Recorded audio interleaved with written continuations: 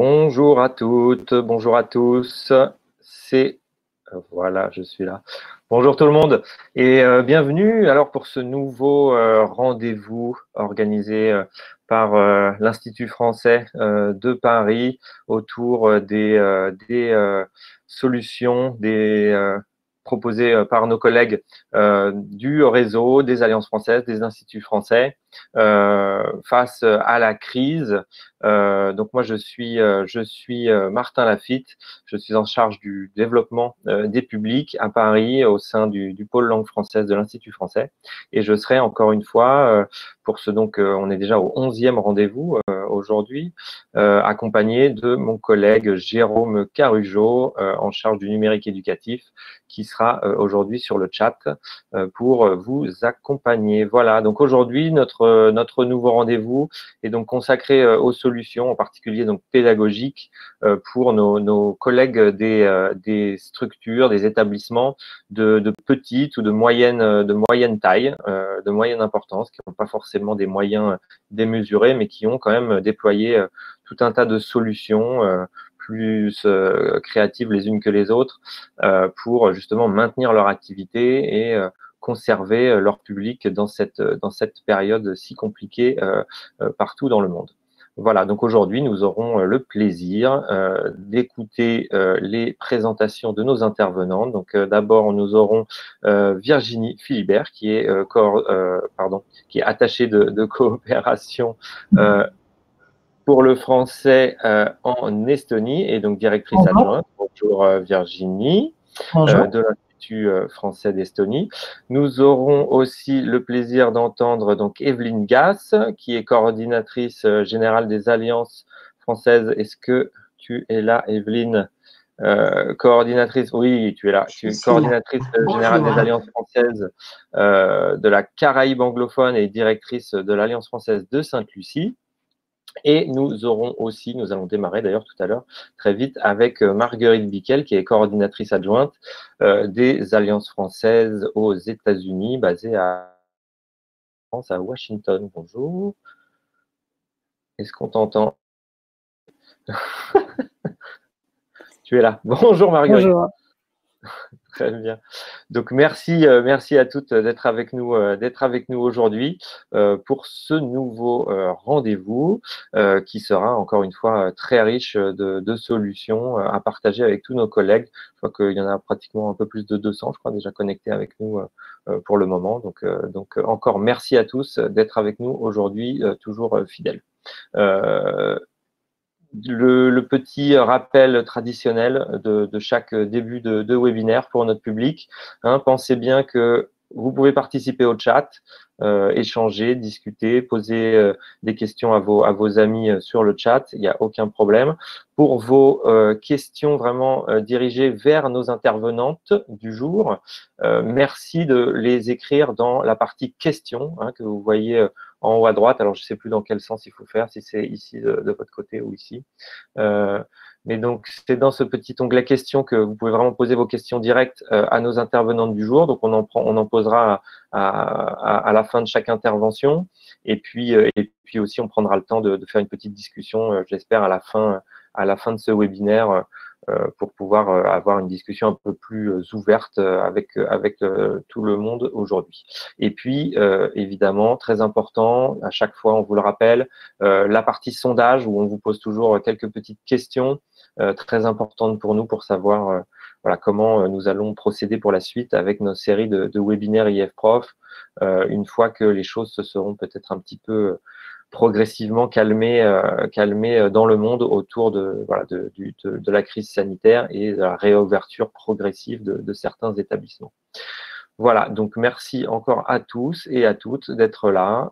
Je crois que j'ai fait le tour. J'en profiterai à chaque fois aussi pour passer des petits témoignages du réseau qui nous sont remontés par nos collègues. Aujourd'hui, on ira écouter nos collègues de l'Institut français de Roumanie tout à l'heure, et ainsi que nos collègues de l'Institut français de Lituanie qui nous ont envoyé des petites vidéos sympas.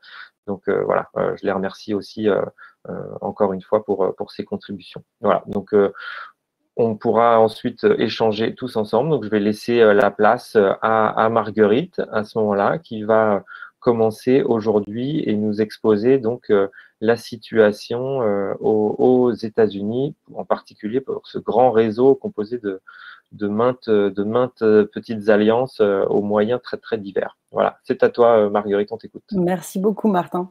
Donc, je salue tous les collègues de partout dans le monde et puis aussi les collègues américains de Miami, Hartford, Cincinnati et Chicago que j'ai vu qui étaient connectés ce matin. Donc, rapidement, je vous ai préparé un document que je vais partager avec vous. Donc, les alliances françaises aux États-Unis, c'est 108 alliances françaises, dont 77 alliances enseignantes. C'est vrai que dans ce contexte donc, de crise Covid, l'urgence dès le mois de mars, ça a été de passer la majorité de ces 77 alliances enseignantes à des cours en ligne pour qu'ils puissent transférer leurs sessions en cours. Et c'est un pari réussi. Alors, je vais vous faire une petite chronologie de comment on a fait ça et puis quelles solutions ont été mises en place. Donc, la première étape, et on s'en est rendu compte très rapidement, ça a été la nécessité de mieux communiquer ensemble. On travaille depuis plusieurs années, nous, avec une plateforme collaborative qui s'appelle Jamespot et qui nous permet d'être connectés tous ensemble. C'est une plateforme qui est plutôt dirigée pour les directeurs des cours et les présidents des alliances françaises. Je vous montre un petit peu à quoi ça ressemble. Donc, on travaille avec des groupes thématiques et chacun peut poster des questions, répondre aux questions des collègues, partager des articles, faire des liens vers ses réseaux sociaux. Et donc, c'est vraiment une plateforme de partage de savoir et de savoir-faire et qui nous a vraiment semblé absolument essentielle pendant cette période pour qu'aucune alliance et aucun directeur ne se sentent isolés. Et donc, on a ouvert des comptes dès le mois de mars à toutes les alliances qui n'avaient pas encore de compte et notamment à nos collègues canadiens. Donc, c'est maintenant une plateforme nord-américaine. Voilà. Donc, je vous invite à découvrir cet outil qui s'appelle à nouveau Jamespot puisque vous pouvez paramétrer des plateformes et vous avez un mois gratuit. Donc, ça peut être utile dans vos structures, mais ça peut être aussi utile à l'échelle de plusieurs écoles ou même, comme pour nous, à l'échelle d'un continent. Donc, pour rentrer un peu dans le vif du sujet sur les aspects pédagogiques, nous, on a mis en place 3 outils vraiment complémentaires pour tous les différents types de cours. La première chose qu'on a mis en place, c'est une plateforme pour les usages asynchrones. On a travaillé avec nos partenaires de longue date, qui sont AppleLearn, c'est l'ancien prestataire de la plateforme Mon Alliance pour la Fondation Alliance Française, qui propose donc une plateforme de type réseau social pour la classe. Dès le début de la crise, on les a sollicités pour qu'ils puissent mettre en place cet outil gratuitement et c'est ce qu'ils ont fait pour l'ensemble du réseau d'ailleurs. Et on les en remercie vivement. Ça a permis donc à 35 alliances américaines d'avoir leur propre plateforme à leur couleur, avec leur propre logo, au sein d'une plateforme alliance américaine. Et c'est ça qui est ce qui me semble une valeur ajoutée particulièrement intéressante ici. C'est comme on a une plateforme AppleLearn États-Unis, finalement, toutes les alliances françaises sont connectées sur cette plateforme et elles partagent par exemple une bibliothèque qui est commune, dans laquelle tous les enseignants peuvent mutualiser et partager les documents qu'ils ont créés, les parcours pédagogiques qu'ils ont créés, les modules qu'ils ont créés et les mettre à disposition des collègues du réseau. Donc, AppleLearn, chez nous, c'est vraiment un outil vraiment essentiel pour les usages qui ne sont pas des usages directs, donc, mais qui sont des usages de classe connectée, des usages de réseau social, où les apprenants, les enseignants et les équipes des alliances vont échanger donc avant et après les classes connectées et avec les outils de visioconférence. Donc, deuxième point, c'est les outils de visioconférence qui sont complémentaires, qu'on peut intégrer d'ailleurs au sein d'AppleLearn. Donc, principalement aux États-Unis, les collègues utilisent beaucoup Zoom ou Google Meet et on a beaucoup fait de formations et de webinaires pour les aider à prendre en main ces différents outils. Et puis, on a aussi des contenus pédagogiques complémentaires sur donc une prestataire qui s'appelle Frello, qui propose plus de 10 000 activités pédagogiques et donc de renforcement, de remédiation du A1 jusqu'au B2.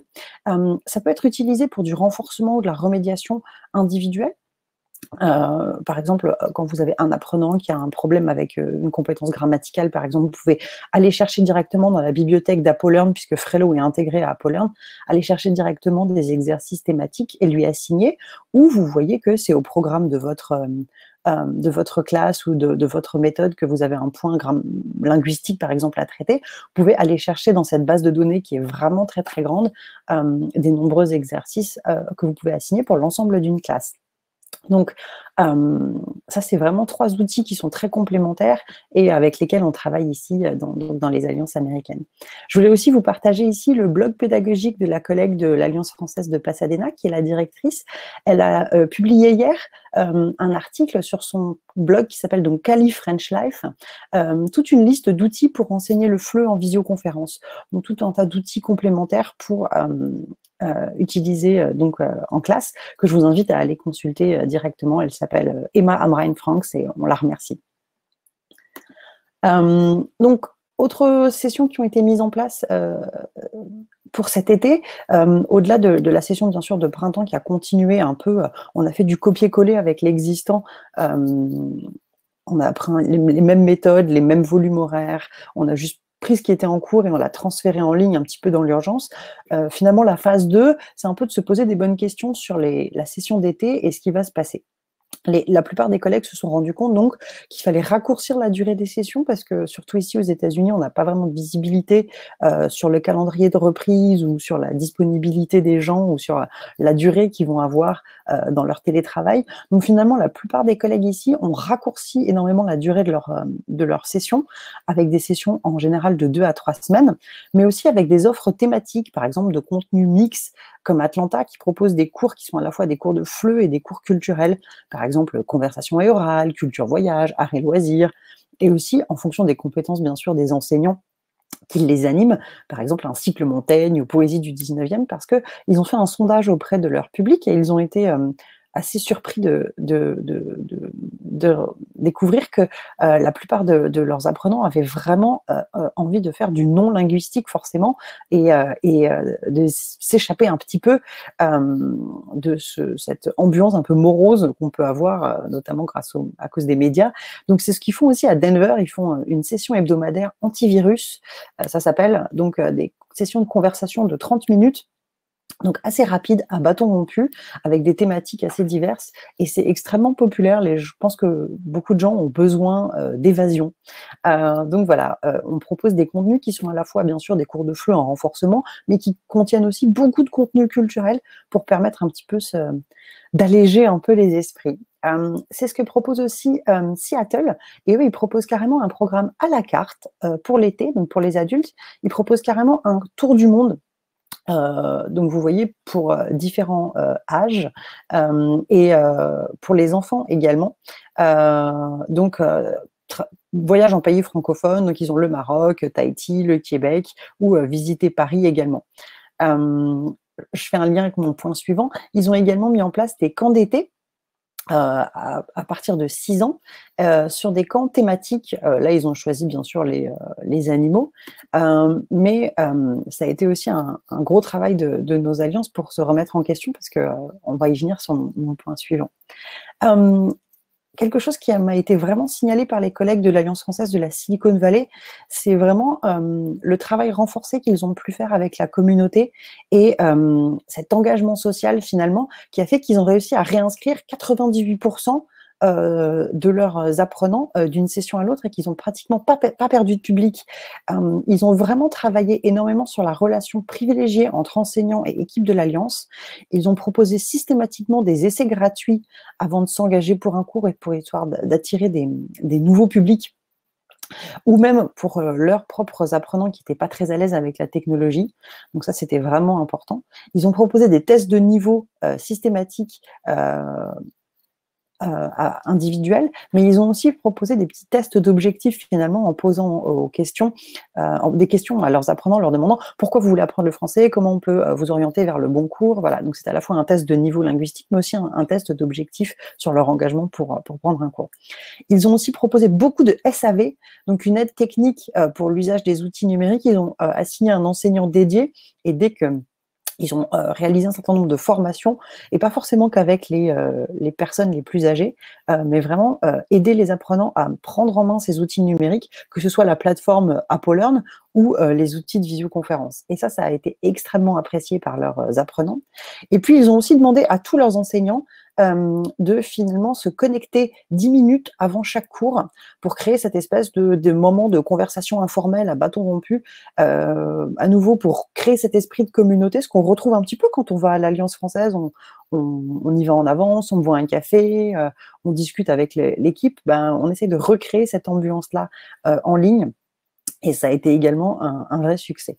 Et puis surtout, ils ont mis en place des conditions d'annulation, de report et de remboursement extrêmement flexibles pour pouvoir répondre au cas par cas à toutes les demandes de leur public. Donc voilà, je pense que le rôle de l'Alliance française, c'est vraiment, en cette période de crise, de soutenir sa communauté et ça a été vraiment un facteur de succès pour les collègues.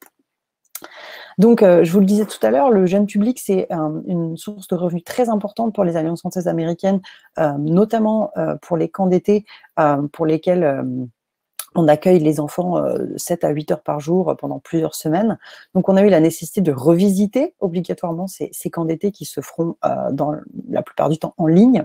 Donc, les retours des collègues que je partage avec vous aujourd'hui, c'est que finalement, au lieu de faire des groupes de niveau, il a été décidé de faire des groupes d'âge pour une question de maturité technologique. On ne peut pas demander, finalement, si on met des enfants qui ont 3 ou 4 ans de différence, alors qu'ils sont tous à deux dans un même groupe, ils n'ont pas tous la même maîtrise technologique de l'ordinateur, donc ça ne permet pas de faire les mêmes types d'activités. Donc, ils ont choisi de faire cette segmentation-là, vraiment en groupe d'âge, en faisant des plus petits groupes, donc de 5-6 élèves maximum. Ils ont aussi travaillé sur des semaines thématiques, donc petits ingénieurs, bande dessinée, petits créateurs, petits chefs, et puis sur des horaires beaucoup plus réduits, donc des cours de 1h30 à 2h maximum. Et puis, on a proposé aussi, de façon un peu plus légère, les collègues de San Diego, une activité qui s'appelle Quiz for Kids, qui se passe une fois par semaine seulement, qui est un peu plus léger, avec un horaire qui est adapté, donc 18h, 19h30, donc avec vraiment une activité très ludique qui permet un peu aux enfants à nouveau de s'échapper. Et puis, la plupart des alliances ont proposé également des cours pour les 3-5 ans, pour les tout petits, donc avec un volume horaire très adapté, 30 minutes, ça peut être même plusieurs fois par semaine, jusqu'à 3 fois par semaine, soit basé sur une méthode, soit avec des enseignants qui travaillent aussi avec des tablettes graphiques. Ils nous ont montré vraiment la plus-value de cet outil pour pouvoir faire des interventions directement sur l'écran et créer vraiment cet aspect ludique, interactif avec les tout-petits qui sont vraiment pas scripteurs. Donc, c'est vraiment un outil qu'on recommande pour enseigner à des enfants de 3 à 5 ans. Je sais que ce n'est pas vraiment le propos aujourd'hui, mais je vous parle juste rapidement des offres culturelles qui ont été proposées dans le réseau, parce que ça rejoint toujours un peu le FLE finalement. On a des collègues qui ont proposé de lire des histoires à 2 voix, en français et en anglais, donc vous pouvez l'adapter dans la langue maternelle de votre pays, sur un volume horaire très rapide, donc 10-15 minutes. Là, ils vont lire Le Petit Prince en 9 jours. Et donc, ils proposent à leurs membres, à leurs apprenants, une activité donc complémentaire, gratuite, avec donation suggérée, de lire un livre juste ensemble pour s'échapper un petit peu. On a aussi beaucoup d'alliances qui ont proposé des ateliers autour du cinéma, donc notamment des ateliers linguistiques où on va travailler un point grammatical et on demande aux apprenants de regarder le film en amont ou de le regarder ensemble. Et ensuite, on va faire des ateliers de conversation autour du cinéma. Et puis, c'est aussi le moment de revisiter un petit peu l'histoire. Donc voilà, donc vous avez les visuels de ces ateliers. Donc vous voyez ici, c'est l'Alliance française de Dallas. Ils ont appelé ça Discussion Workshop. Donc, online discussion, pendant 1 heure, on va parler ensuite du film et ça va permettre de faire un peu des révisions de points de langue également.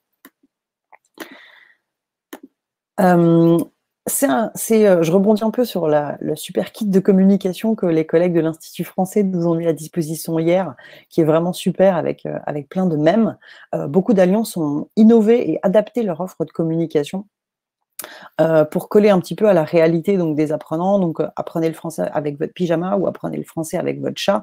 Faire un peu des jeux de mots et de façon assez simple et avec assez peu de moyens de nos jours, on peut travailler avec, et mettre en place des visuels assez attractifs pour des campagnes de communication, que ce soit sur les réseaux sociaux ou autres. Et puis enfin, je voulais vraiment attirer votre attention sur finalement vos clients et vos apprenants et ce qu'ils ont à dire de ce retour d'expérience. Je vous invite à aller voir sur le LinkedIn de l'Alliance française de Sacramento. Ils ont réalisé une super vidéo de témoignages d'enseignants où ils ont demandé aux profs ce qu'ils préféraient finalement dans l'enseignement à distance et dans cette nouvelle expérience pour eux aussi. Et tout le monde a répondu que ce qu'ils préféraient, c'était les apprenants. Et puis, on a l'Alliance de Minneapolis qui a créé une super campagne sur les réseaux sociaux en demandant à leurs apprenants de commenter ce qu'ils avaient vu. Et on voit que finalement, ça donne envie à d'autres peut-être de s'inscrire à ces cours. On a aussi bien sûr d'autres retours d'expérience. Voilà pour moi. Si vous avez des questions, je suis à votre disposition. Bah vraiment, merci beaucoup Marguerite. On voit qu'il y a, il y a vraiment beaucoup de créativité qui se déploie, plein d'actions et qu'il y a une mutualisation en fait qui est vachement poussée chez vous. Absolument. Grâce à notre plateforme, en fait, dès que les collègues créent quelque chose, mettent en place quelque chose, ils peuvent le partager assez immédiatement sur la plateforme Jamespot. Tous les collègues reçoivent une notification. Et en fait, c'est beaucoup plus efficace que de faire une campagne emailing parce que ça décentralise l'information. Chaque directeur des cours, chaque directeur ou chaque président peut aller poster, communiquer, partager des documents et ça fait une banque documentaire finalement, une base de données de savoir et de savoir-faire qui est vraiment importante. Ouais, c'est clair. Et donc, tu parlais, je rebondis juste avant de te poser une dernière petite question avant qu'on passe à nos prochaines interventions. Mais donc, tu parlais, oui, du kit de communication. Là, je sais pas si tous nos collègues savaient exactement de quoi tu parlais, mais c'est vrai que l'Institut français, que ce soit le pôle langue française ou le pôle communication de l'Institut, ont publié hier et ont partagé avec l'ensemble du réseau un kit de communication pour les réseaux sociaux autour de la promotion des cours à distance et qui est donc disponible sur le site de l'Institut français.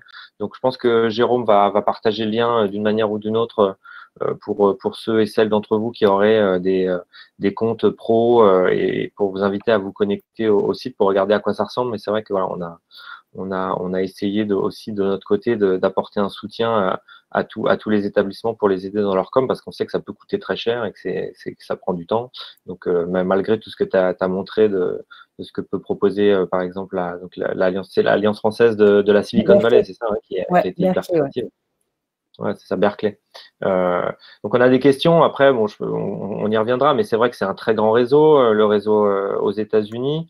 Si en plus tu ajoutes l'Amérique du Nord avec le Canada, mais toutes les initiatives finalement que tu as montrées, les initiatives pédagogiques, c'est des alliances de petite et moyenne taille, c'est ça qui ont proposé ça. Oui, tout à fait. Forcément Nous, on a aussi moyens. mis à disposition de nos collègues un outil qui s'appelle PictoChart, qui permet de créer très facilement des flyers et des outils, et donc avec des tarifs d'abonnement vraiment très abordables, notamment pour les non-profit que sont les alliances françaises.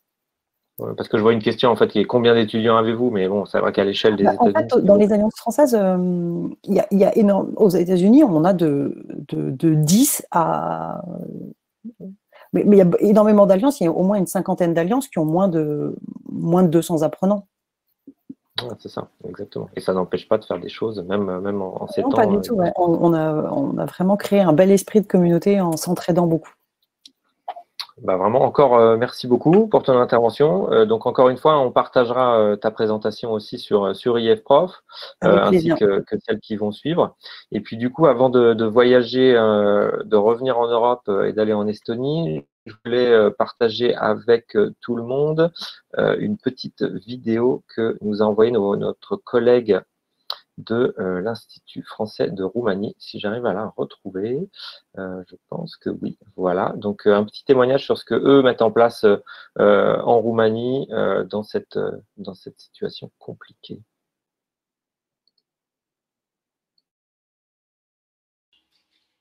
Bonjour, je suis Virgile Prodhomme, directeur des formations et certifications à l'Institut français de Roumanie. Je salue donc tous les collègues en ligne en ce moment pour ce webinaire.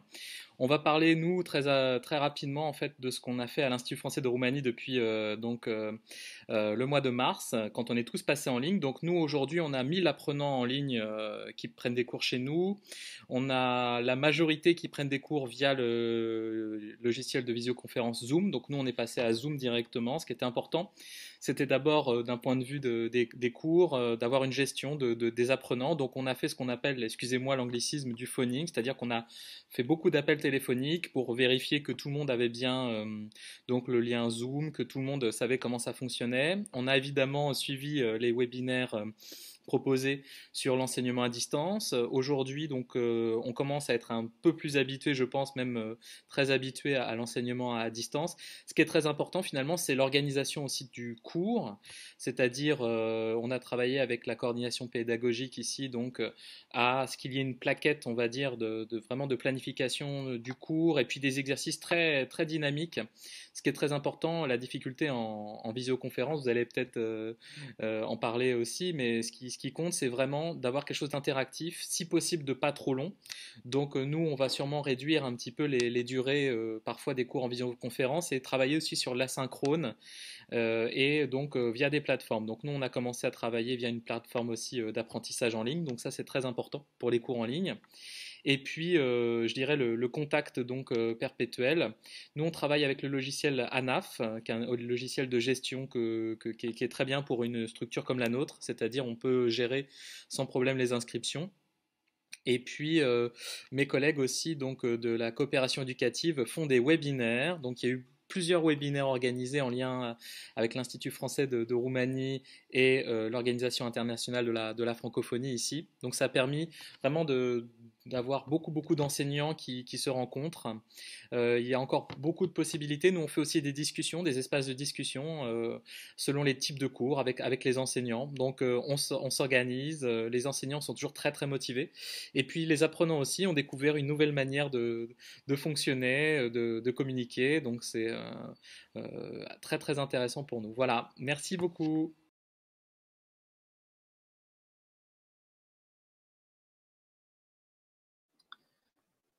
Voilà pour le témoignage de notre collègue en Roumanie qui parlait donc des webinaires qu'ils organisent notamment là-bas en Roumanie, mais aussi pour toute la région en fait Europe centrale. Et c'est vrai que vous pourrez retrouver d'ailleurs ces webinaires qui sont super, hein, vraiment des webinaires de formation très très complets sur notamment en fait la chaîne YouTube hein, de l'Institut français. On partage, on a fait une chaîne, enfin une playlist spécifique sur tous les webinaires qu'organisaient nos collègues qu'on pouvait en tout cas identifier à travers le monde, notamment ceux de Roumanie.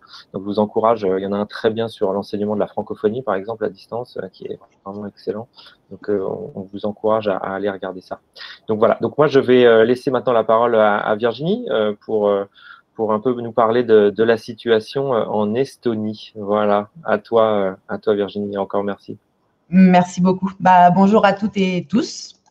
Hop, je vais donc partager le document qui n'arrive pas sur la bonne page. Voilà, donc comme Martin vient de le dire, vous êtes donc là maintenant en Estonie, donc là où il ne fait pas encore très beau et très chaud, donc on est un peu encore dans l'hiver. Et comme tout le monde, donc on a été confronté à peu près en même temps que la France, c'est-à-dire le 16 mars, à une fermeture totale de tous les établissements, que ce soit les écoles et aussi bien sûr l'Institut français d'Estonie.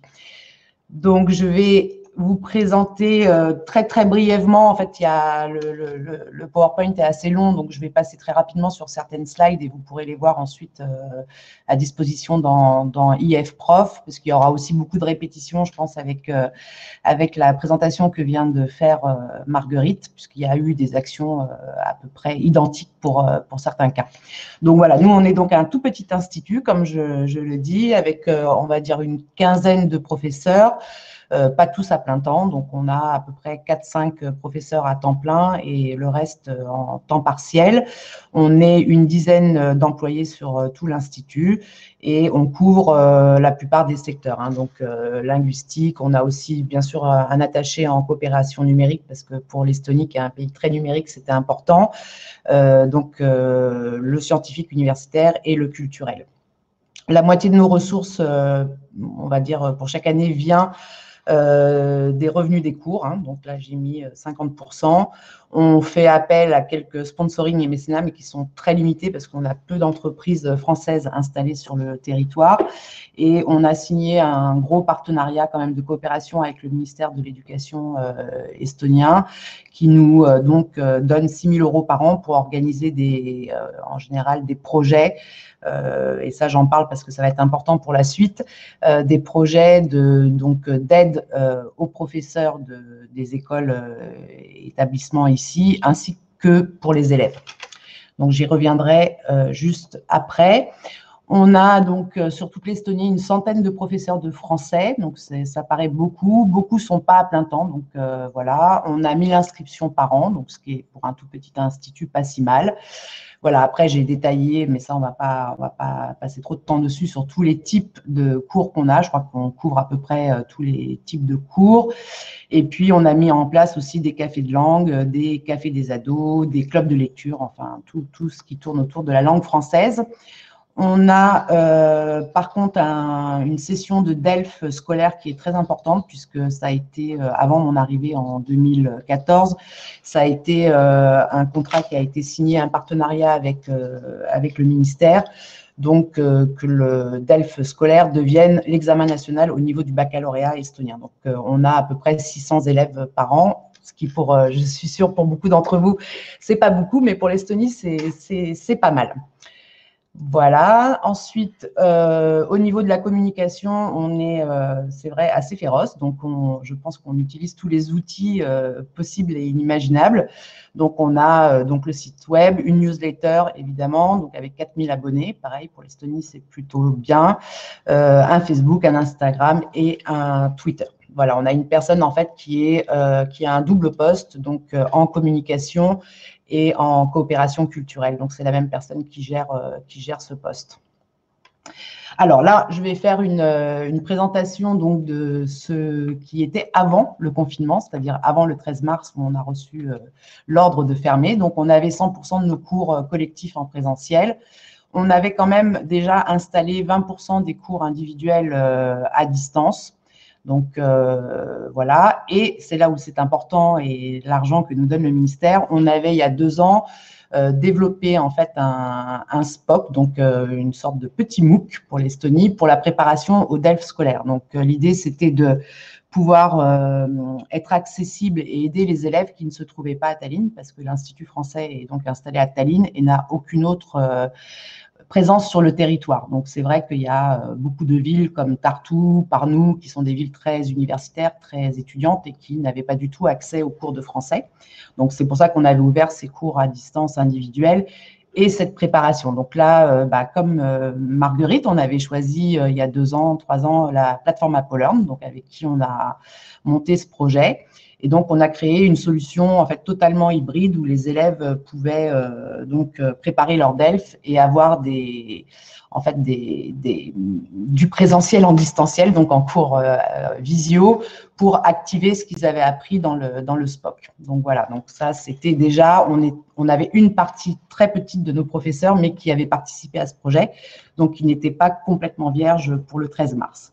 Ensuite, on avait quand même une volonté déjà depuis 2 ans, et c'est ce sur quoi je travaillais, de transformer l'offre de cours, donc à plusieurs niveaux, de diminuer donc ces cours de 60 heures en fait qui demandent aux apprenants de se déplacer 2 fois dans la semaine à l'Institut français.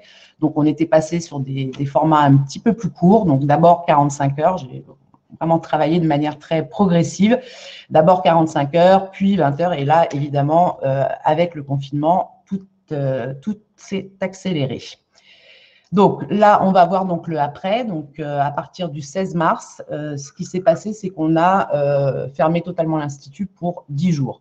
Pendant ces 10 jours, on a proposé aux professeurs qui étaient terrorisés, puisque évidemment, ils ont pensé à un moment qu'ils n'auraient plus de salaire, puisque ici, ils sont en contrat de service, ça veut dire qu'ils sont payés aux heures qu'ils font.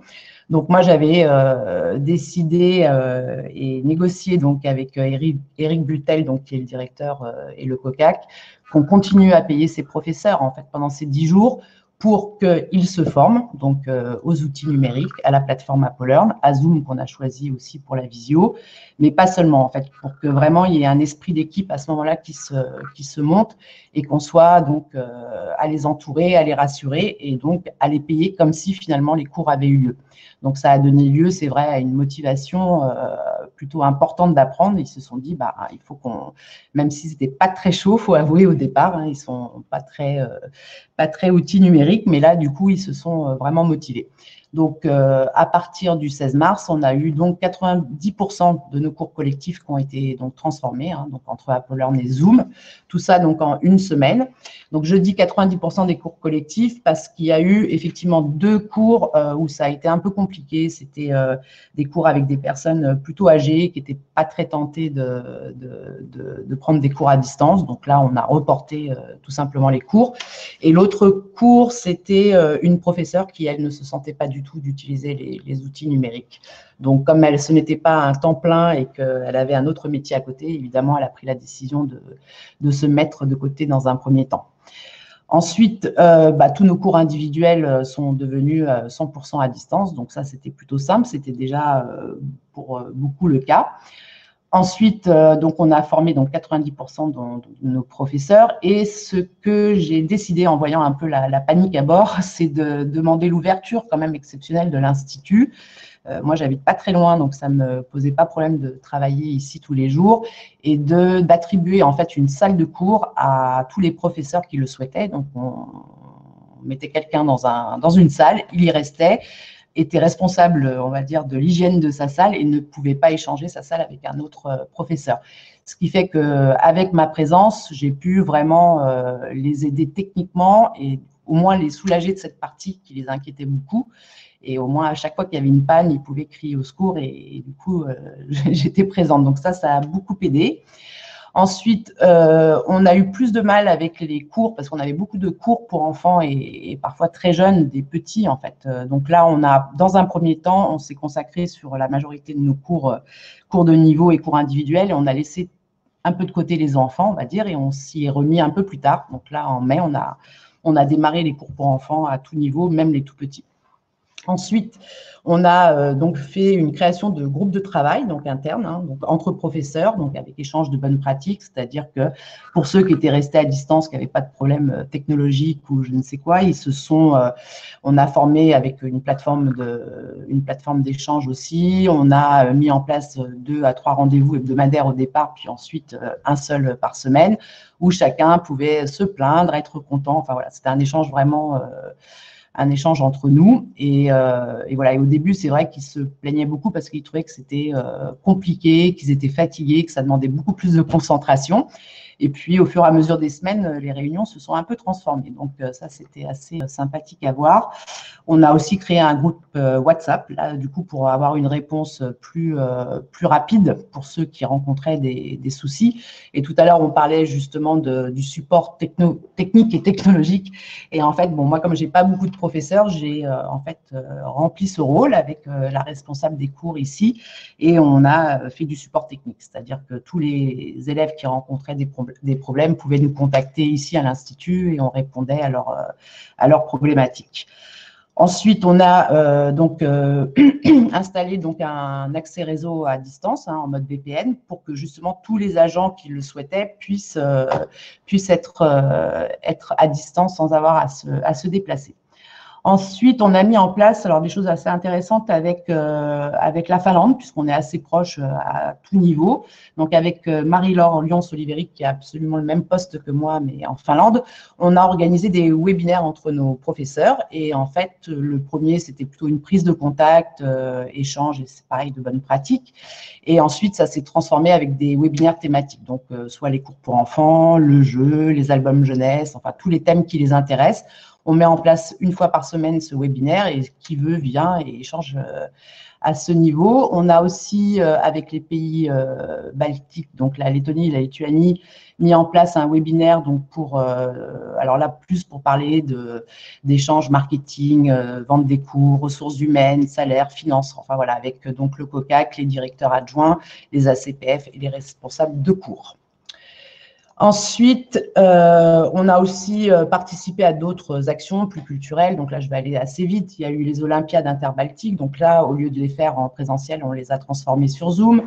On a transformé tous nos cafés de langue et nos clubs de lecture de la même manière. Et puis, on a aussi organisé la Journée de l'Europe avec comme invité spécial et d'honneur l'ambassadeur qui est venu donc animer cette session. Ensuite, au niveau du secteur numérique, je vais passer très vite, mais c'est bon, voilà, tout s'est fait à distance, c'est-à-dire assez rapidement. L'Estonie, ils étaient très très près, ils sont très numériques, donc tout s'est fait très très très rapidement. Sur la communication, pareil, je vais passer, vous verrez ensuite dans le document, mais globalement, c'est vrai qu'on a beaucoup travaillé sur la communication pour ces cours à distance, en fait, hein, donc, et aussi pas mal de choses au niveau culturel. Ensuite, sur la coopération universitaire et scientifique, pareil, j'imagine que ça ne vous intéresse pas beaucoup, on va passer vite, vous pourrez revoir ce qui a été fait. Et puis, donc là où nous avons vraiment mis beaucoup d'actions avec Eric Bultel, le directeur, c'est vraiment sur le management, parce que ça nous paraissait vraiment important à la fois pour l'équipe des professeurs, mais aussi pour l'équipe de l'Institut, vraiment de faire très, très attention à cette partie-là. Donc, on a vraiment préparé en amont le fait de hiérarchiser les activités, donc expliquer, c'est-à-dire la première semaine, voilà à quoi ça sert, on ne fait rien d'autre, voilà la deuxième, et vraiment on a remis au travail progressivement tout le monde, sauf que vraiment pendant 2 semaines, toute l'équipe, qui soit en secteur scientifique ou numérique, tout le monde a travaillé sur le fait qu'il fallait sauver les cours et sauver le salaire des professeurs. Donc ça, vraiment, je remercie tout le monde parce que tout le monde a vraiment beaucoup travaillé là-dessus. Ensuite, on a reclarifié les responsabilités de chacun et essayé de développer justement l'interdépendance. On a bien fixé les règles du jeu pour que en fait, tout le monde se sente en confiance. Voilà, essayer de donc rémunérer les professeurs, comme je vous le disais, pour créer du contenu, apprendre à partager. Enfin, on a beaucoup plus payé des heures pédagogiques qu'on ne le faisait avant. Ensuite, on a aussi demandé à répondre on s'est mis en position de répondre aux attentes spécifiques et essayer d'identifier là où étaient les signaux de faiblesse, la fatigue parfois, la démotivation ou je ne sais quoi. Donc, on a vraiment mis en place beaucoup de choses. Ensuite, on a disposé donc d'un dispositif de reporting, donc ça qui était très important à la fois pour l'ambassadeur qui est très demandeur de ce genre de reporting parce qu'il était très attentionné à notre situation et c'est vrai qu'il a été très présent. Il est venu plusieurs fois voir les professeurs ici à l'Institut et organiser plusieurs réunions. Donc ça, c'était très bien. Moi, je participe toutes les semaines évidemment à la réunion avec l'ambassade. Et puis, on a aussi fait en sorte que toutes ces réunions de service qui se transformaient à distance ne soient pas appauvries. Donc, du coup, on a fait quelque chose d'un peu particulier, c'est qu'à chaque réunion de service, on invite une personne d'un secteur transversal. Donc, ça peut être le premier, bien sûr, c'était l'ambassadeur. Ensuite, on a invité le numéro 2. Ensuite, on a invité la consul, etc., etc. Donc, vraiment pour qu'on soit sûr qu'il y ait une communication et que tout le monde sache les efforts que les uns et les autres faisaient pour que l'Institut reste bien debout. Voici les statistiques donc pour aujourd'hui. Donc, la session d'hiver, donc celle qui, pour nous, était en plein confinement, Donc, comme je vous le disais tout à l'heure, on a transformé 88% donc, des cours en ligne.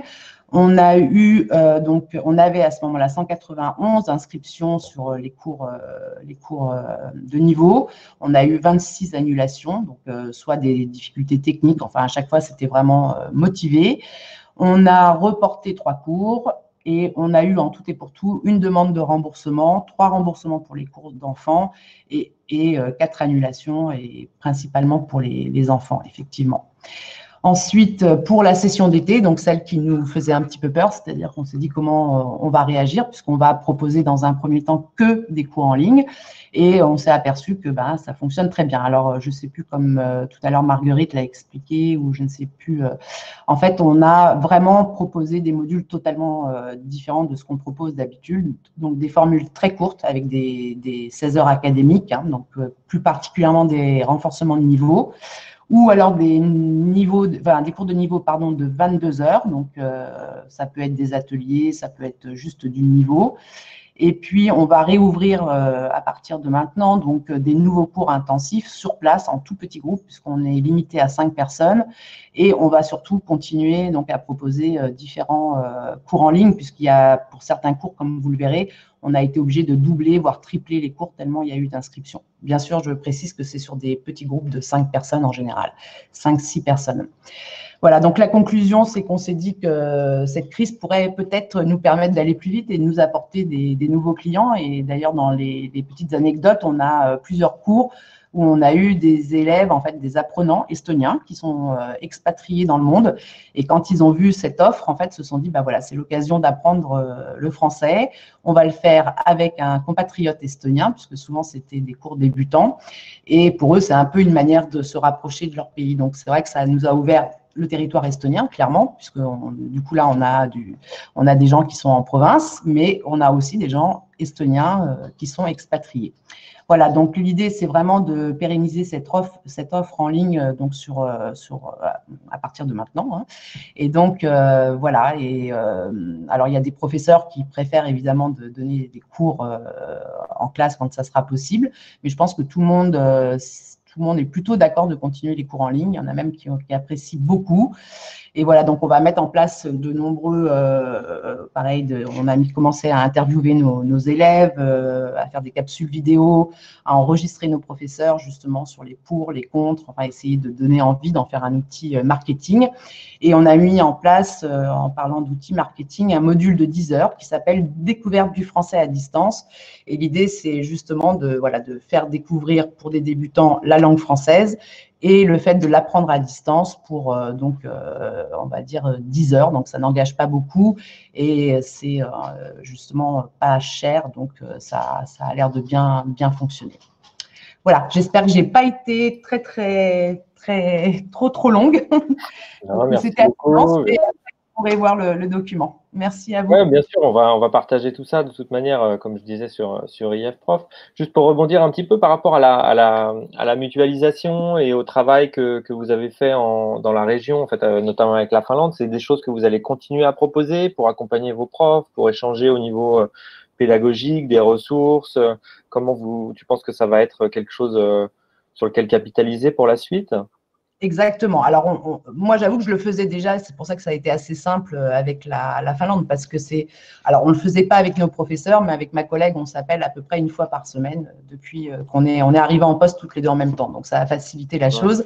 Et on a vraiment travaillé ensemble. Après, c'est vrai que c'est le confinement qui nous a donné l'idée, justement, de faire ce partage. On a un peu le même public, hein, les Finlandais, sans être trop caricatural, et les Estoniens se ressemblent comme apprenants. Donc, du coup, c'était une bonne façon d'échanger.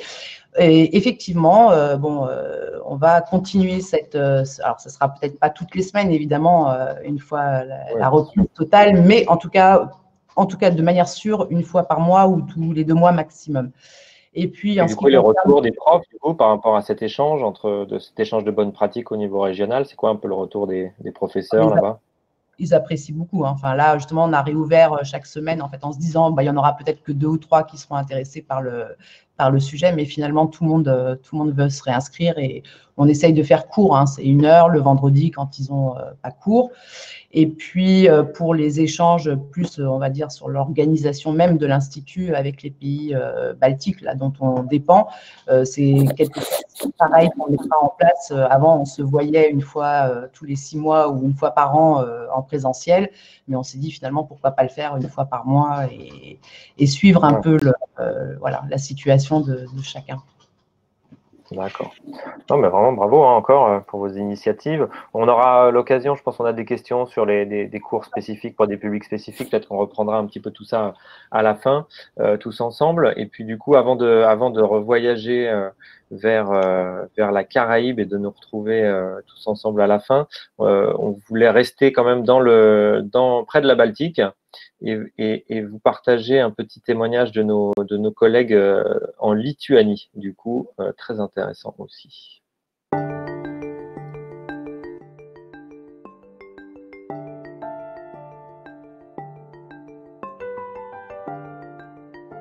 La Lituanie, comme beaucoup de pays dans le monde, a été touchée par la crise sanitaire que l'on a connue.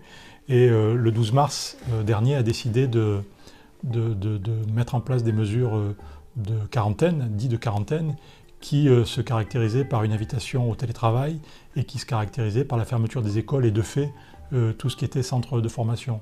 Donc nous avons décidé très rapidement de basculer sur de l'enseignement à distance pour la totalité des cours qui avaient déjà commencé d'ailleurs.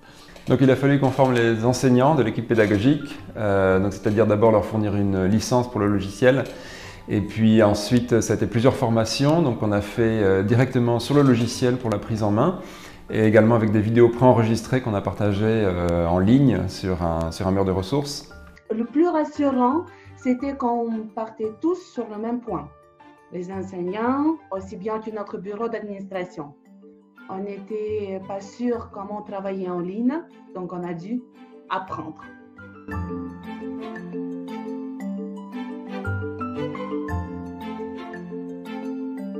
Pour mon premier cours à distance, je vous dis franchement, j'ai eu le trac.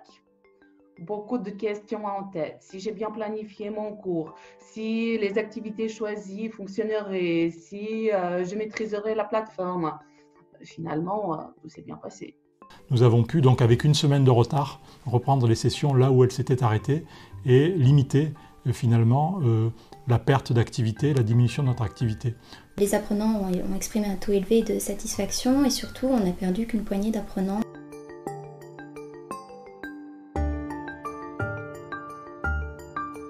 Bonjour à tous, sveiki visi. Salade. Bonjour madame. Bonjour madame. Que je vous sers?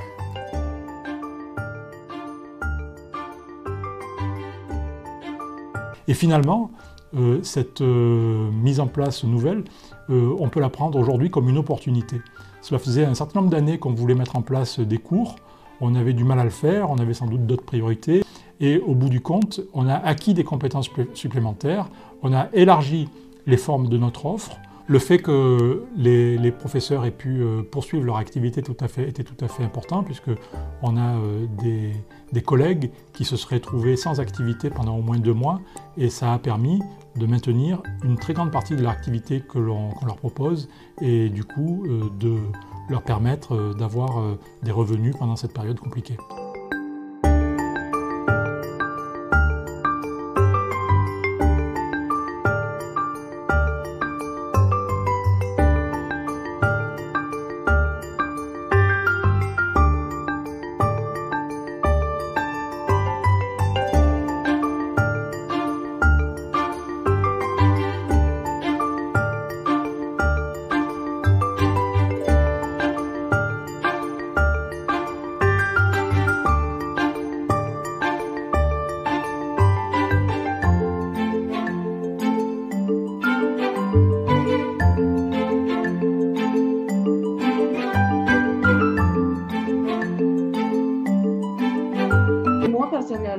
Pour accompagner mes cours, j'ai choisi de travailler avec Google Classroom.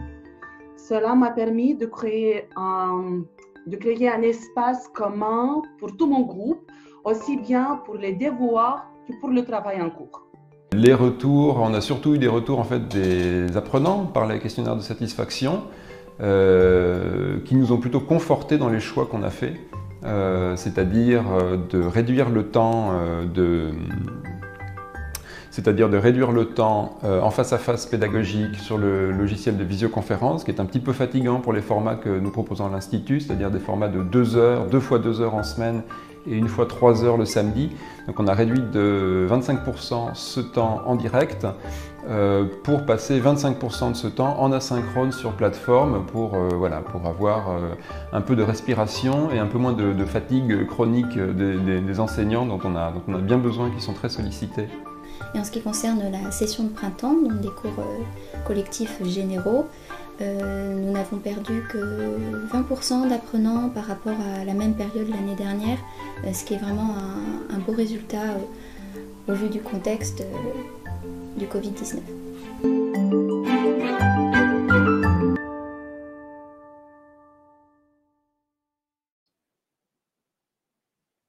Et voilà pour nos collègues de Roumanie qui ont aussi déployé pas mal de choses pour maintenir leur activité. Et finalement, ça s'annonce pas trop mal pour la suite, donc c'est plutôt intéressant. Donc maintenant, on va accueillir Evelyne de nouveau. Bonjour Evelyne, qui est donc, je vous le rappelle, la coordinatrice générale des Alliances françaises pour la Caraïbe anglophone et directrice de l'Alliance française de Sainte-Lucie. Et ça nous fait vraiment plaisir de vous accueillir aujourd'hui, parce que c'est vrai qu'on n'avait pas encore entendu trop ce qui se passait du côté de la zone Caraïbe. Donc vraiment merci d'être avec nous, même si je sais que vous n'êtes pas sous le beau soleil de Sainte-Lucie aujourd'hui, malheureusement.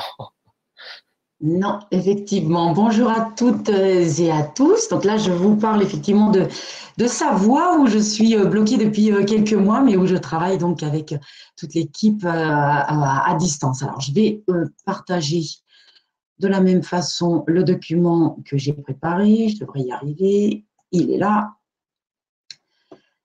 Et bien entendu, comme ma collègue, je suis à la fin. Alors, donc moi, je vous emmène dans la Caraïbe anglophone. Alors, la Caraïbe anglophone, au niveau des alliances françaises, c'est quoi? C'est une dizaine d'alliances françaises qui vont en fait de la Jamaïque au Suriname. Ce sont de très petites alliances françaises. Il n'y a pas sur cette zone non plus d'instituts français. Donc, en fait, ça fait j'y suis depuis 4 ans. Et en 2017 plutôt, on a commencé à faire des constats qui nous ont amenés à proposer en fait à décliner des résolutions dont je vais vous parler et des priorités d'action.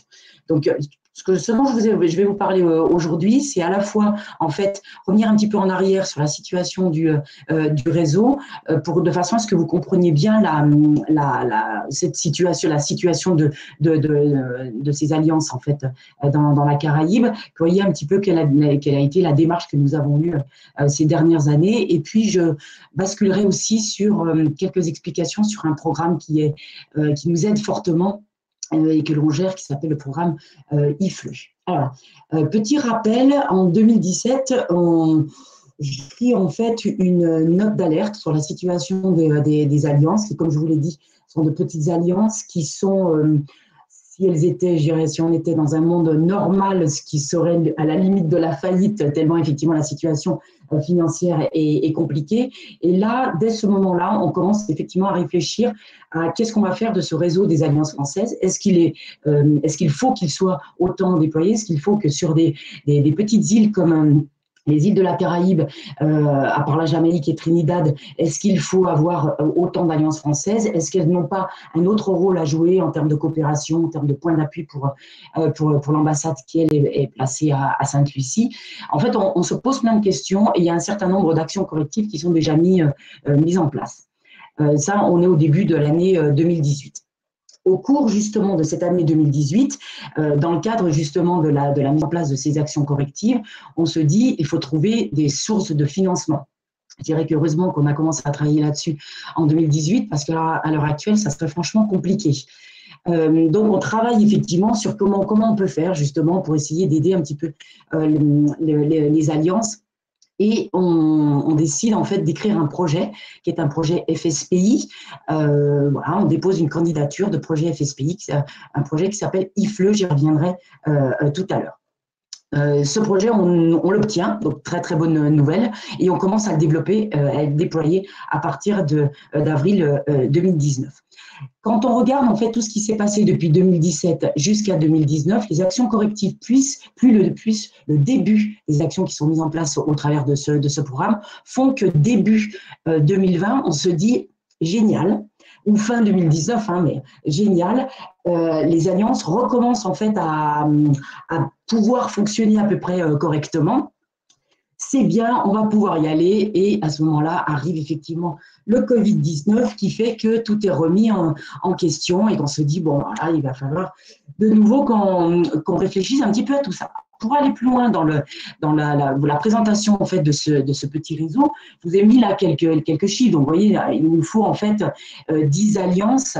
C'est d'ailleurs souvent ce que me dit la Fondation, il nous faut 10 alliances pour arriver à un nombre d'inscriptions qui, dans certains pays, correspond à une seule alliance. Mais effectivement, il y a un vrai rôle pour ces alliances de présence en fait de la francophonie et de la France dans les différents pays. Mine de rien, ces alliances sont bien entendu toutes centres de formation au français, d'apprentissage du français, toutes centres aussi d'examen pour le DELF-DALF. Là, quand on regarde les chiffres de 2019, on a un petit chiffre d'inscrits au DELF, mais en 2020, normalement c'était en juillet, ça va être reporté en décembre, on a 2000 personnes qui se sont inscrites. Donc, vous voyez, 326, 2000 personnes. Je vous expliquerai comment on est arrivé à ce chiffre. Donc, il y a un vrai intérêt par rapport à ces petites alliances. Et puis, ces alliances, effectivement, contribuent aussi au développement de la culture. Alors, avec toujours de petits moyens, mais ce sont vraiment de vrais beaux appuis. À partir du moment où arrive l'histoire du Covid-19, dès le 16 mars, même si, comme pour d'autres pays, les mesures de confinement sont un peu moins importantes que celles qu'on a eues en Europe, tout s'arrête. C'est-à-dire qu'en fait, les écoles, effectivement, décident toutes de fermer. Donc, il n'y a pas une école dans les îles, dans les différents pays qui n'arrête pas et qui très vite d'ailleurs, ok, on ferme les écoles, les examens, on verra comment on peut les faire passer, mais en tout cas les écoles ne réouvriront qu'au mois de septembre. C'est à peu près ce qui va se passer. Donc les écoles étant fermées, voilà, toutes les alliances se sont fermées elles aussi, et on s'est posé la question de comment passer d'un présentiel à 100% à une offre à distance. Alors, dans cette région en fait Caraïbes, comme dans d'autres pays aussi, il n'y a pas que les alliances qui ont des difficultés financières, il y a surtout les habitants. Et la réflexion qu'on a menée à ce moment-là, c'était de dire qu'est-ce qui est le plus important? Est-ce que ce qui est important, c'est même si notre situation est compliquée financièrement, est-ce que c'est de maintenir à tout prix un chiffre d'affaires, ou est-ce que c'est de continuer à maintenir le lien avec les apprenants, avec les profs, et de jouer vraiment la carte de la solidarité? On a choisi la deuxième solution, cette carte de solidarité. Alors, cette carte de solidarité, qu'est-ce qu'elle a impliqué? Elle a impliqué qu'on a décidé, notamment pour les petits, pour les enfants et les ados, de faire des cours gratuits. D'accord? Donc, en fait, tout ce qui était payant, on l'a basculé petit à petit en cours gratuits à distance. Je vais y revenir. Et pour les adultes, on a fait 50% de ristournes. Alors, est-ce que c'est cette posture tarifaire qui a fait qu'on a eu très peu de pertes? Là, je vous ai donné un exemple pour Sainte-Lucie, mais ça correspond à peu près dans toute… le schéma est à peu près le même dans tous les pays. Est-ce qu'effectivement, on peut toujours se poser la question, c'est parce que c'est gratuit que les gens sont restés? Quoique, quand on a discuté, puisqu'on est en lien très très précis avec tous nos apprenants et nos profs, on s'est rendu compte qu'on avait des apprenants qui s'étaient inscrits alors qu'on ne les avait pas en temps normal parce qu'en fait, ils n'arrivaient pas à se déplacer dans nos alliances pour des questions d'éloignement, d'horaire et autres. Donc, ça veut dire qu'effectivement, on a touché peut-être une autre clientèle, comme c'était dit auparavant. on s'est rendu compte aussi, même si c'était compliqué certaines fois pour un certain nombre d'apprenants, que finalement le format cours en ligne était apprécié par la majeure partie des personnes, même si dans un premier temps, les choses que nous avons mis en place en urgence, ça a été des actions très, très rapides. On a travaillé sur Zoom et pratiquement, en fait, qu'est-ce qu'on a fait? On a fait de la classe virtuelle. On n'a pas cherché à faire autre chose. On avait des classes en présentiel, on a utilisé Zoom, on a fait en sorte que tout le monde puisse se connecter sur Zoom dans de bonnes conditions et on a fonctionné de cette façon. Donc, en fait, on s'est rendu compte que cette politique, en tout cas d'urgence, portait ses fruits. Des professeurs très, très impliqués, et ça, c'est ce que l'on remarque aussi majoritairement, c'est qu'en fait, les professeurs nous ont suivis. Bien entendu, on les a payés de la même façon. C'était aussi très, très important pour nous que s'ils travaillaient en présentiel. Mais ils nous ont suivis, même si ça n'était pas si simple pour eux dans un premier temps. Ce qu'il faut savoir, et peut-être que c'est le cas aussi dans d'autres pays, c'est que puisque les écoles dans les différents pays étaient fermées, tous les ministères de l'éducation ont demandé aux professeurs aussi de s'adapter et de proposer des cours en ligne. Sans forcément être formés pour ça. Donc, en fait, on a servi aussi, par l'appui technique qu'on a pu leur donner, on a servi un petit peu de support à ces professeurs. Alors, pour compléter en fait cette première partie sur ce qu'on a fait pendant le Covid-19, j'ai voulu faire passer une petite vidéo très courte d'une collègue de Sainte-Lucie qui va vous dire un petit peu comment elle a vécu les choses. Alors, je retourne sur la petite vidéo et je reviens après. Bonjour, je suis Anne-Cécile Fayolle, coordinatrice pédagogique par intérim à l'Alliance française de Sainte-Lucie. Donc ici, l'adaptation à la crise a commencé le 16 mars 2020 avec la fermeture des écoles et donc la suspension des cours à l'Alliance. On a commencé avec l'ensemble du réseau de l'Alliance française de la Caraïbe anglophone une réflexion commune pour trouver une solution d'urgence pour terminer le trimestre. Cette solution, c'était les cours via Zoom pour les adultes et les grands ados et les cours via Edmodo pour les enfants et les jeunes ados. Donc Edmodo avec des activités en ligne, des vidéos. C'était un grand défi pour nous puisque la majorité des profs n'avaient jamais enseigné en ligne, donc n'avaient pas forcément les connaissances nécessaires en informatique ou le matériel nécessaire. Et donc il fallait les accompagner. Et sinon, au niveau des apprenants, il y a eu la principale difficulté, c'était le contact. Il a fallu tous se contacter en même temps, ce qui était difficile parce qu'on avait peu de temps, c'était l'urgence. Et à cause de ça, on a quand même perdu certains apprenants. Malgré tout, ces 2-3 semaines d'urgence nous ont permis de conclure, de tirer un premier bilan, ce qui a été possible grâce à 3 choses: le retour des profs, l'analyse de la direction et de la coordination pédagogique, et aussi les échanges avec les autres alliances du réseau. Donc avec ces conclusions, on a pu construire une nouvelle offre pour le 3e trimestre.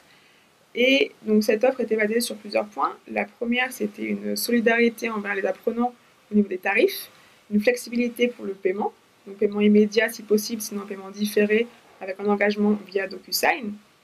Ensuite, au niveau des cours, c'était des cours via Zoom pour tout le monde, aussi bien pour les enfants, pour les ados que pour les adultes. En 2 mois, il y a eu beaucoup de changements, mais grâce à un investissement personnel de la part de l'ensemble de l'équipe Alliance française, on a pu maintenir la continuité pédagogique et même tirer des enseignements de cette crise, notamment en ce qui concerne l'utilisation des outils numériques.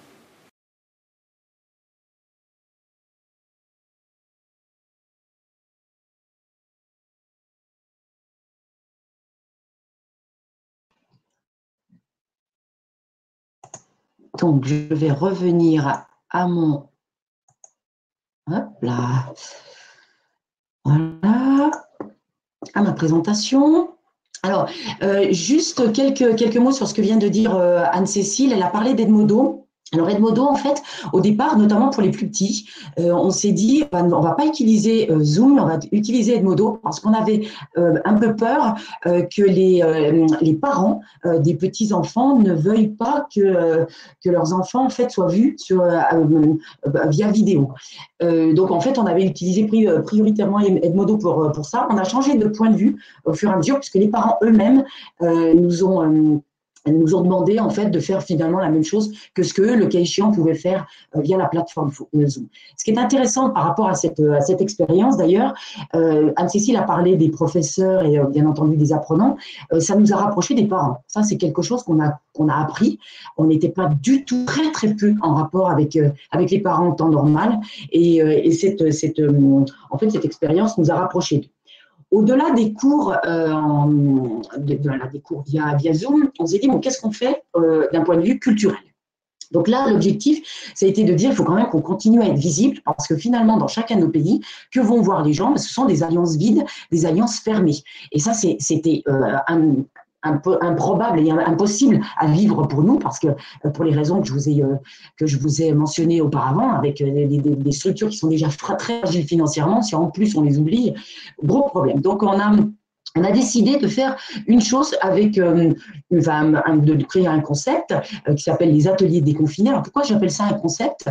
C'est parce que chaque semaine, aujourd'hui, il y en a 3 d'ailleurs. Chaque semaine, une ou plusieurs alliances du réseau créent un événement culturel gratuit à destination du reste du réseau. Donc, plusieurs objectifs par rapport à ça. L'idée, c'est, bon, effectivement, on fait du culturel, on essaye de le faire gratuitement pour être visible. Chaque alliance joue le jeu pour la totalité des autres. Ça montre qu'on est un vrai réseau au niveau de la Caraïbe et pas simplement une succession d'alliances. Et ça peut aller du concert de musique au cours de cuisine, au cours de sport. Là, ce soir, on va avoir du yoga ou au cours de créole. On s'est rendu compte, alors là c'est pareil, autre constat par rapport à ça, quelque chose qu'on n'arrivait jamais à faire en temps normal, à savoir essayer de lier la pédagogie avec le culturel, et bien là, même les profs qui d'habitude ne reviennent jamais vers nous là-dessus, sont revenus vers nous en disant, tiens, c'est bien là ce que vous avez fait avec la musique française, est-ce que je peux avoir les paroles, je veux en faire une fiche pédagogique, je veux continuer à travailler là-dessus. Donc finalement, alors est-ce que c'est le fait que ça se passe en ligne que derrière, les profs peuvent de nouveau continuer à travailler dessus? Est-ce que ça a provoqué un changement de fonctionnement? Je ne sais pas trop, mais en tout cas, c'est une bonne nouvelle pour nous. Autre bonne nouvelle de ces ateliers déconfinés, c'est en fait la visibilité que ça nous a donnée. Alors, je le redis encore une fois, ce sont des petites îles. Pour vous donner un exemple, Sainte-Lucie, c'est 170 000 habitants, donc très très petit, donc zone de chalandise très faible. À chaque fois qu'on fait qu'on propose un événement culturel, si on a 100 personnes, 200 personnes, on est très très très content. Et là, en fait, on s'est rendu compte que des actions que l'on menait en ligne, parce qu'on les déployait sur la totalité des îles, étaient beaucoup plus vues, il y avait beaucoup plus d'interactions, et ça, c'est une autre bonne nouvelle.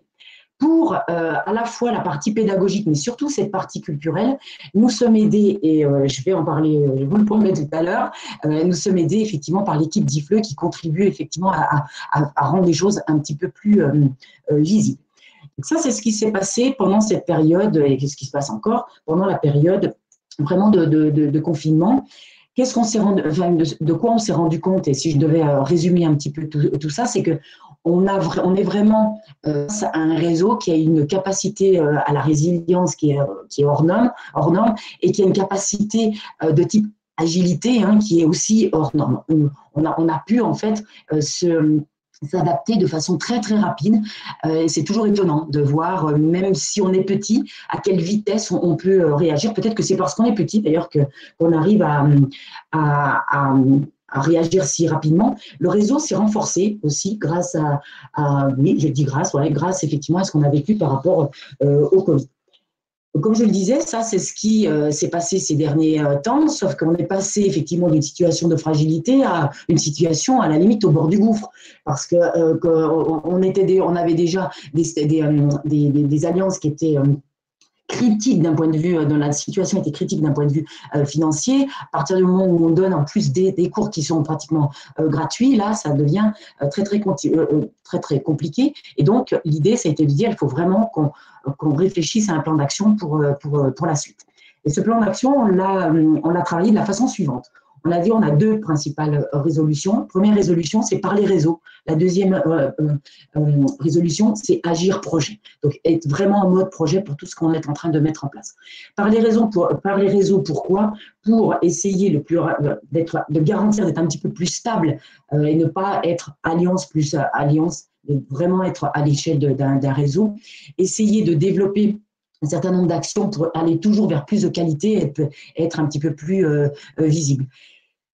Agir en mode projet, on va dire, là, c'est pour être remarquable dans l'ensemble, brandable, pour être vraiment vu le plus possible et pour essayer de continuer à rechercher des fonds. Comment ça se traduit? Deux temps. Un premier temps qu'on est en train dans lequel on est en ce moment jusqu'à la fin juillet, en tout cas c'est ce qu'on s'est donné comme première échéance, et un deuxième temps à partir du mois de septembre. Donc pour parler réseau, pour la première résolution, l'idée, c'est déjà de constituer un fonds de solidarité à la fois pour les apprenants, les profs et les alliances françaises, avec des entreprises privées, avec des institutions publiques. On essaie de voir comment justement avoir ce fameux fonds de solidarité pour pouvoir continuer à travailler. On a mis en place, on est en train de mettre en place plutôt une newsletter d'actualité à l'échelle du réseau, alors que jusqu'à maintenant, en fait, on fonctionnait juste alliance par alliance, et peut-être quelque chose de tout simple, mais en fait, on va élaborer des fiches actions qui sont là pour en fait définir les modalités de continuité d'action en cas de crise, quelle que soit la crise. Ça peut être effectivement une crise comme celle du Covid, mais ça peut être aussi celle des ouragans et autres. Et en fait, on s'est rendu compte qu'en fait, on est très agile dans le sens où on est en capacité de réagir, mais par contre, on n'a rien d'écrit. Donc, si les personnes changent, tout est à réinventer. Tant deux par rapport à se parler réseau, on a encore plus qu'auparavant, on a établi des liens entre les différents directeurs. Ça s'est passé via Zoom, sur des réunions à distance, là, qui sont en ce moment hebdomadaires, mais on a vraiment effectivement décidé d'en faire au moins une par mois, de façon à, même si on ne bouge pas, à pouvoir garder le lien. Et on va commencer à travailler à centraliser. Il y a un certain nombre de process, notamment pour tout ce qui est DELF et autres, en prenant en plus de l'importance, et des process en fait pour monter en qualité, des process en termes de pédagogie et autres qui vont être gérés de façon un petit peu plus centralisée. Pour la deuxième résolution, Agir projet, donc en temps 1, on est en train de travailler là juste sur la formalisation en fait, de notre fameux concept atelier déconfiné, de façon à les rendre pérennes et à continuer à travailler de cette façon, même quand les alliances seront réouvertes. Donc on aura à la fois des événements en présentiel, bien entendu, mais aussi une série d'événements à distance. Et puis là, on commence début juin, allons élaborer une vraie stratégie de développement d'une offre de cours en ligne. On est, comme je vous l'ai dit tout à l'heure, on a répondu à l'urgence via Zoom, via le passage de classe en présentiel à classe à distance. On va maintenant véritablement écrire cette stratégie et monter des modules avec une plateforme pour que cette offre de cours en ligne et à distance devienne une offre de cours complémentaire toute l'année en plus du présentiel. Donc c'est ce qu'on a acté et on va travailler là-dessus à partir du mois de juin. À partir de septembre, on va systématiquement s'appuyer sur des projets sur lesquels on travaille, le fameux UFLE dont je vais parler dans un tout petit moment, et puis des programmes Interreg et autres, pour en faire des bonnes pratiques et de façon à raisonner beaucoup réseau. Vous comprendrez que, contrairement à ce que j'ai entendu par rapport aux États-Unis, nous, la notion de réseau, elle est très récente en fait, et on a beaucoup de choses à faire par rapport à tout ça. On a une offre de formation en ligne pour les professeurs qu'on va pérenniser de façon permanente, je vais revenir. On va développer aussi des offres spécifiques FLE métiers. Il en existe déjà. On a identifié, nous, des métiers qui nous paraissent très, très importants et on est en train de travailler sur des modules spécifiques. Et toujours pour être en mode projet, on va réécrire effectivement des projets qui vont permettre de trouver d'autres financements pour pouvoir permettre, en fait, à la fois aux profs et aux alliances de travailler avec un petit peu plus de latitude financière. Donc ça, c'est ce qu'on a pu apprendre, enfin, voilà, ce qu'on a pu décider suite à ce qui s'est passé et ce qui continue encore avec le Covid. Pour terminer ma présentation, je voudrais dire quelques mots sur le programme IFLE. Alors, le programme IFLE, c'est un programme, comme je vous le disais, qui est financé qui a été financé pour 2 ans par le ministère des Affaires étrangères. IFLE, c'est un acronyme qui veut dire intégrer le français comme langue d'échange. C'est une vraie volonté qu'on a voulu quand on a créé ce projet, quand j'ai écrit ce projet, ça a été de passer vraiment de FLE français langue étrangère, qui nous posait un petit peu de problème, à FLE langue d'échange, avec 3 composantes principales, la pédagogie, la culture et l'entreprise. Au niveau de la pédagogie, notre angle d'attaque, ça a été travaillé sur les professeurs. Donc, en fait, on a monté des modules de formation pour les professeurs de FLE de la Caraïbe anglophone, avec deux composantes. Une composante en ligne de montée en compétences en pédagogie et en linguistique, de façon à ce que les profs justement trouvent un espace en fait d'échange, de formation en permanence et qui leur permet d'être plus sûrs d'eux au niveau des classes. Et puis, une autre formation, là en présentiel, pour faire en sorte qu'ils aient toutes les certifications dont on a besoin pour faire passer le plus d'examens du DELF que ce qu'on faisait auparavant. Simplement, petite précision par rapport au DELF. En 2016, quand je suis arrivée, on avait à peu près une dizaine de personnes qui se présentaient au DELF sur la totalité de la Caraïbe, je ne rigole pas. Et en 2020, on en a prévu, effectivement, il y a un potentiel en fait de 2000 qui sont en train de s'inscrire. Donc ça, pour cette formation en ligne et pour le mouvement qui a été mis en place sur les professeurs, là on forme en ce moment à peu près, ça vient de terminer, 150 professeurs. On a utilisé non pas la plateforme AppleLearn, mais on a utilisé une autre plateforme qui s'appelle Tree Learning, mais qui est une plateforme française. Et qui nous a semblé plus adapté et plus modulable pour pouvoir travailler comme on le voulait par rapport aux professeurs. De la même façon, toujours au niveau des professeurs, on a relancé les associations de professeurs, on travaille sur des programmes de réalité virtuelle et de création de manuels régionalisés pour que l'apprentissage du français soit plus en rapport avec la Caraïbe. On a un autre volet pour ce projet culturel, ce projet IFLE, qui est un projet culturel. L'idée, ça a été de dire ici, il faut absolument qu'au niveau de la culture, on joue la réciprocité, c'est-à-dire qu'effectivement, si on fait venir des artistes francophones, il faut aussi aider les artistes, et Dieu sait s'il y en a sur la Caraïbe, il faut les aider à pouvoir justement faire connaître en fait leur art, d'une part dans la Caraïbe, y compris dans les territoires français, peut-être en dehors de la Caraïbe. Donc on a tout un programme en fait pour les artistes de cours en fait de français.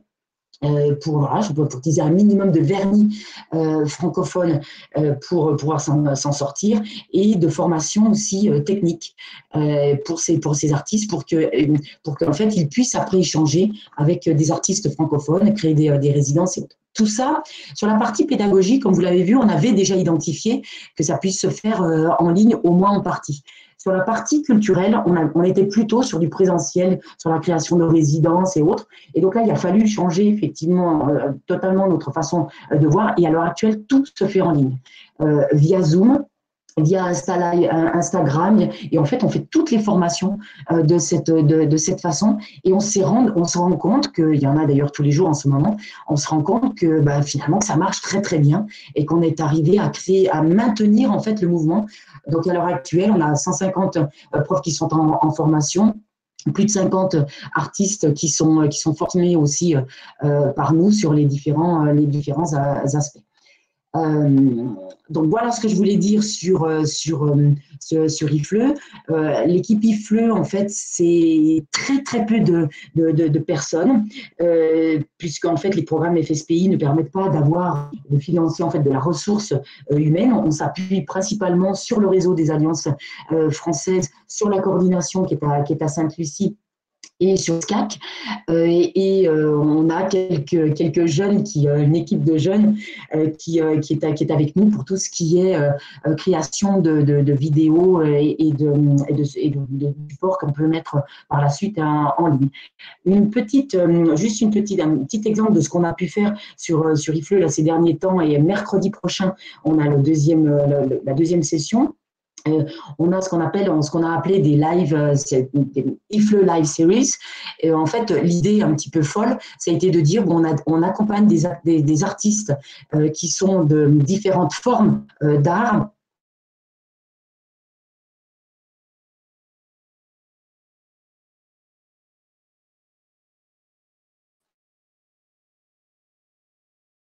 Je crois que ça a coupé.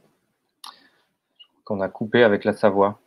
Alors, je ne sais pas si vous nous entendez. Peut-être en attendant que Kevin revienne parmi nous, de toute façon, oui, on va pouvoir passer à la fin, de toute manière, de notre webinaire. Et donc, je vais peut-être demander à Marguerite si elle est parmi nous de se reconnecter, ainsi que Virginie. Ah, vous êtes là. C'est bon, ça marche chez vous. Ouais, donc, c'est du côté des lunes que ça a coupé. Donc, tant pis. Bon, dommage. On va la retrouver juste après. Mais de toute façon, c'était très dense, hein, donc on va essayer de prendre quelques questions, peut-être tous ensemble.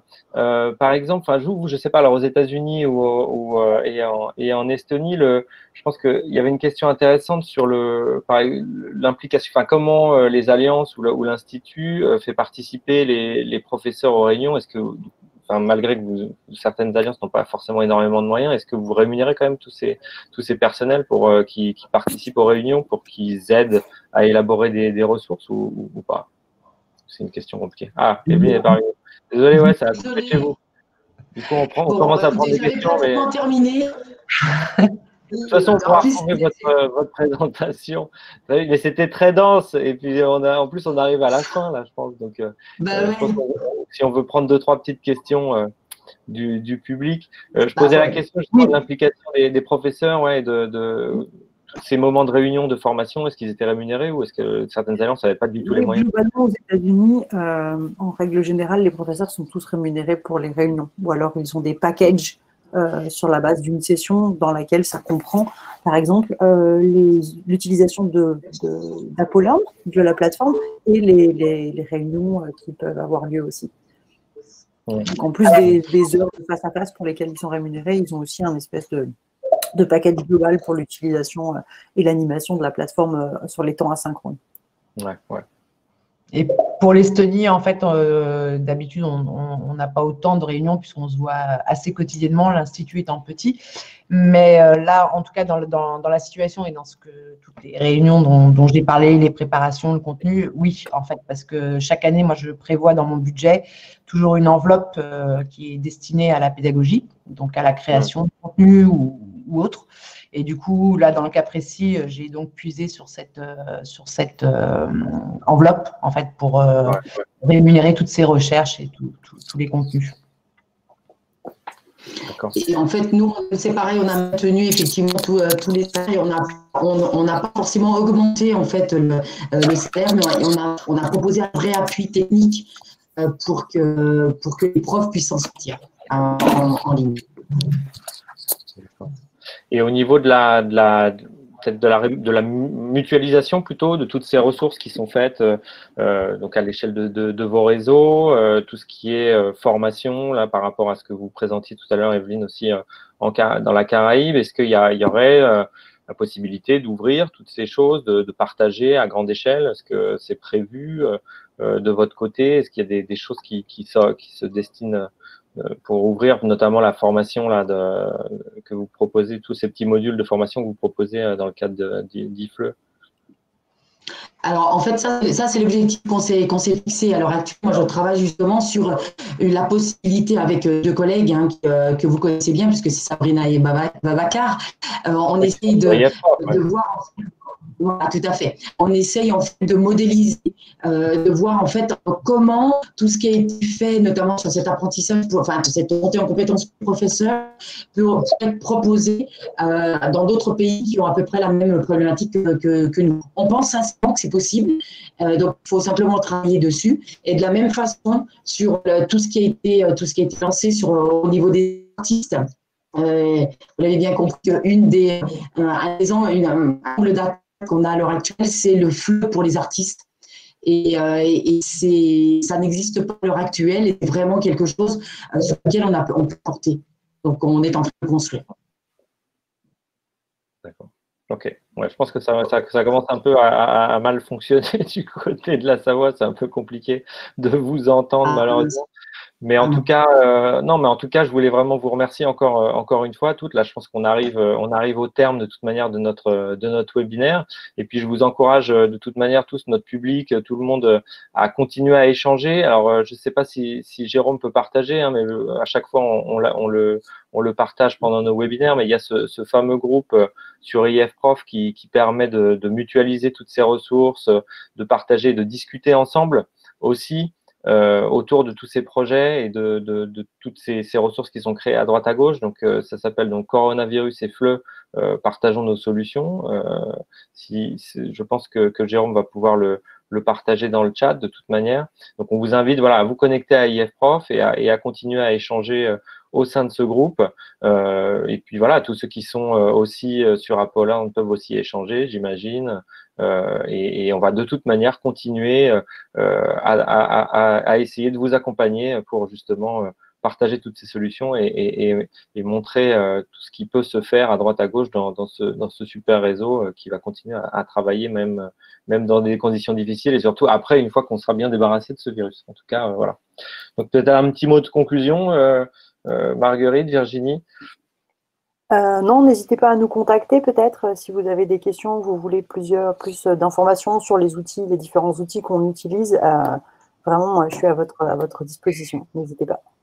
Pareillement. Merci à l'équipe de l'IF d'organiser ces webinaires. Merci à vous pour votre disponibilité à chaque fois. Et puis, j'ai vu que Jérôme aussi avait partagé les prochains webinaires. Hein. Le prochain sera consacré au déconfinement avec des témoignages de certains de nos collègues qui commencent à réouvrir leurs portes. Donc, un petit retour d'expérience de nos collègues. Et puis, on continuera de toute façon à se suivre tous ensemble. Voilà. Donc, merci à tous. Et puis, on reste bien connectés tous ensemble pour la suite. Prenez soin de vous. Au revoir. Oui, prenez soin de vous. À bientôt. Au revoir. Au revoir.